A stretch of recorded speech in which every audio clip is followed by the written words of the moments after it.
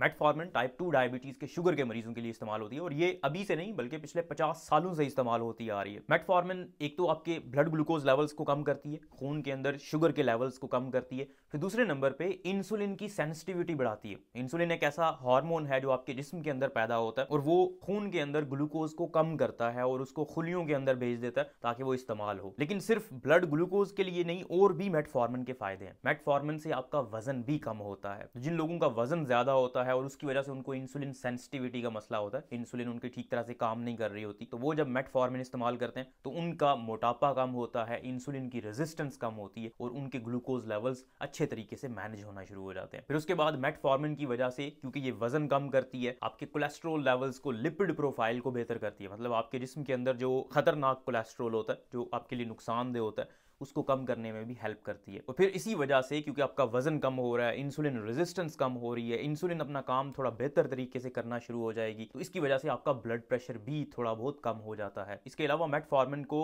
Gynae और obs वाले पीकॉस को ठीक करने के लिए भी इस्तेमाल करते हैं। पीकॉस पॉलीसिस्टिक ओवेरियन सिंड्रोम को कहते हैं। ये एक बीमारी है जो खवातीन में होती है, जो हामला होना चाहती हैं लेकिन वो हो नहीं पाती क्योंकि उनके जिस्म के अंदर हार्मोनल इम्बैलेंस होता है। मेटफॉर्मिन उसको ठीक करने के लिए भी इस्तेमाल की जाती है। अब बात करते हैं कि कौन से शुगर के मरीज को डॉक्टर मेटफॉर्मिन प्रिस्क्राइब करता है। तो मेटफॉर्मिन टाइप 2 के डायबिटीज के मरीजों को दी जाती है जिनमें इंसुलिन रेजिस्टेंस होती है। मतलब इंसुलिन बन तो रही है लेकिन वो अपना काम ठीक तरह से नहीं कर रही। डेफिनेटली जो मेटफॉर्मिन है वो डॉक्टर ही आपको प्रिस्क्राइब करेगा। डॉक्टर के बगैर आपने खुद से ये कभी भी दवाई नहीं लेनी, क्योंकि इसके साइड इफेक्ट्स हैं। साइड इफेक्ट्स मैं आप लोगों को बता देता हूँ। इसकी वजह से एलर्जिक रिएक्शन हो सकता है। कोई भी दवाई हो उसकी वजह से आपके जिस्म में एलर्जिक रिएक्शन हो सकता है, जिस्म पे सोजिश हो जाती है, सांस लेने में मुश्किल हो जाती है और ये इमरजेंसी सिचुएशन होती है, आपको फौरी तौर पे इमरजेंसी हॉस्पिटल में जाना होता है। इसके अलावा जो कॉमन सिम्टम्स हैं, कॉमन अलामात हैं, जो ऑलमोस्ट हर मरीज में ही आती हैं लेकिन आहिस्ता आहिस्ता ठीक हो जाती हैं, उसमें पेट का खराब हो जाना, दिल खराब होना, मतली या उल्टी की कैफियत होना, पेट में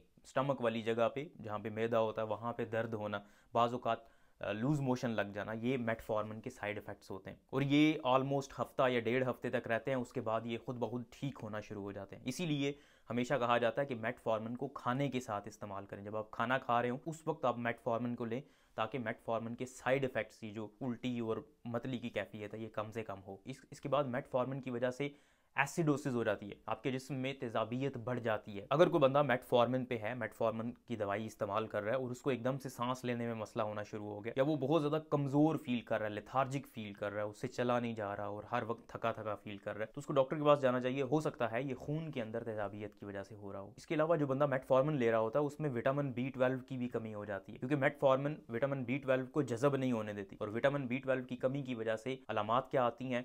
थकावट रहती है, आपको आपके हाथों और पाँव में ऐसे लगता है जैसे सुइयां चुभ रही हूं, हाथों और पाँव में जलन होना शुरू हो जाती है, तो ये B12 की कमी की अलामात हो सकती हैं। इसके अलावा मेटफॉर्मिन का गुर्दों के ऊपर भी असर हो सकता है। अगर किसी के गुर्दे पहले से ही डैमेज हैं या गुर्दे ठीक तरह से काम नहीं कर रहे, वो अगर मेटफॉर्मिन लेता है तो उसको मजीद नुकसान भी पहुंच सकता है। इसलिए अगर आपको गुर्दों का मसला है, अगर आपको दिल का मसला है, दिल ठीक तरह से पंप नहीं करता, हार्ट फेलियर का शिकार है आप, या एलर्जिक रिएक्शन है आपको इस तरह की दवाई से, तो अपने डॉक्टर से मशवरा करें। या अगर आपको डॉक्टर प्रिस्क्राइब करता है तो डॉक्टर को हमेशा बताएं कि आपको गुर्दों का मसला है या हार्ट का मसला है या कोई भी मसला है, वो अपने डॉक्टर को पहले ज़रूर बता दें। मेटफॉर्मिन एकदम से अपना काम नहीं करती। ऐसा नहीं है कि आपने एक दिन मेटफॉर्मिन ली और उसी वक्त आपकी ब्लड शुगर लेवल्स ठीक होना शुरू हो जाएंगे। इसको 1 से 2 हफ्ते लग जाते हैं आपके ब्लड शुगर्स के ऊपर काम करने में। तो इसलिए अगर आपने मेटफॉर्मिन अभी शुरू की है तो 1 से 2 हफ्ते दें, उसके बाद आप रिजल्ट्स को कंपेयर करें कि आपको ब्लड शुगर लेवल्स को कम करने में मदद मिली है या नहीं। तो ये मेटफॉर्मिन से रिलेटेड कुछ इन्फॉर्मेशन थी जो मैंने आप लोगों से शेयर की है। मेटफॉर्मिन को कभी भी प्रिस्क्रिप्शन के बगैर खुद से ना लें। ये सिर्फ एक मालूमाती वीडियो है।